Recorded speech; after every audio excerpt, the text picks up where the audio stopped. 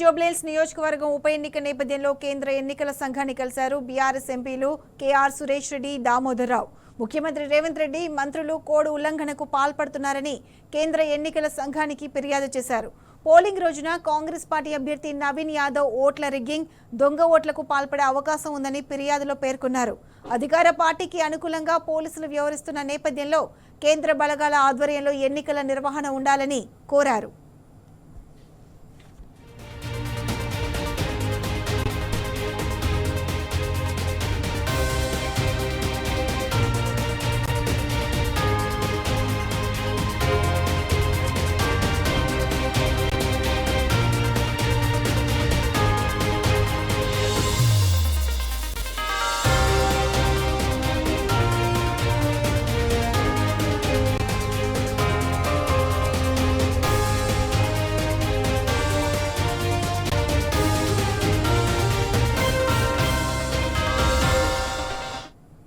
BRS party తరఫున ఈరోజు election కమిషన్ని ఇప్పుడే కలవటం జరిగింది.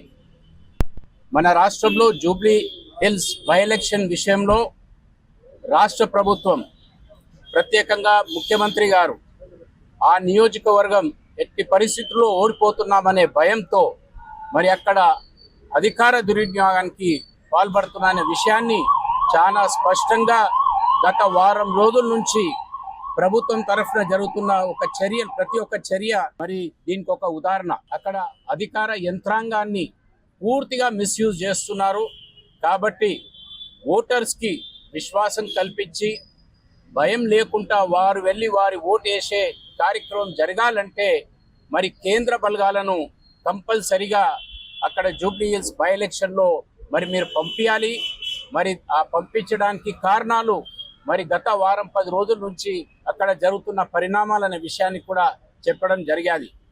ఈ విషయం పైన ఎలక్షన్ కమిషన్ స్పందించి తప్పనిసరిగా, ఎందుకంటే ఎలక్షన్ కమిషన్ ఉద్దేశం కూడా ప్రధానంగా మ్యాక్సిమం ఓటింగ్ కావాలనేదే మా ధ్యేయం. కాబట్టి ఈ కేంద్ర బలగాలను పంపించే దానిపైన సీరియస్గా మేము పరిశీలించి తప్పనిసరిగా పంపిస్తామనే మాట వారు చెప్పడం జరిగింది.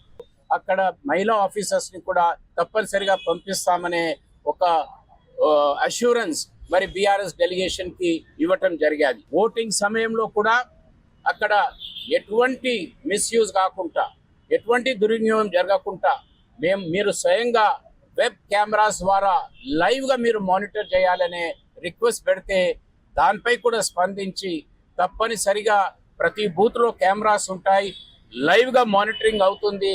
తప్పనిసరిగా అక్కడ ఓటర్స్కి ఎటువంటి ఇబ్బంది లేకుండా మేము చర్యలు తీసుకుంటాం అనే అష్యూరెన్స్ కూడా ఎలక్షన్ కమిషన్ మాకు చెప్పడం జరిగింది. ఈరోజు అక్కడ అధికార పార్టీ దుర్వినియోగం చేస్తూ వారి అధికారాన్ని ఒక భయాందోళన చేసే ప్రయత్నం చేస్తున్నారు. దాని వలన మధ్యతర కుటుంబస్తులు కూడా ఓటింగ్కి రాకూడదనే ఒక ప్లాన్తో చేస్తున్న ఆ ప్రయత్నాన్ని మరి మీరు దృష్టిలో ఉంచుకోవాలి. అదేవిధంగా మైనారిటీ ముస్లిం సోదరిమణులు కూడా వారికి కూడా ఇంపర్సనేట్ చేసి వారి పేరుతో వేరే వాళ్ళు వచ్చి ఓటేసే ప్రమాదం ఉంది. దానిపై మీరు తప్పనిసరిగా యాక్షన్ తీసుకోవాలి. అంటే దానికి అందువలనే లేడీ ఆఫీసర్స్ని ప్రతి బూత్లో పెడతామని చెప్పడం జరిగేది.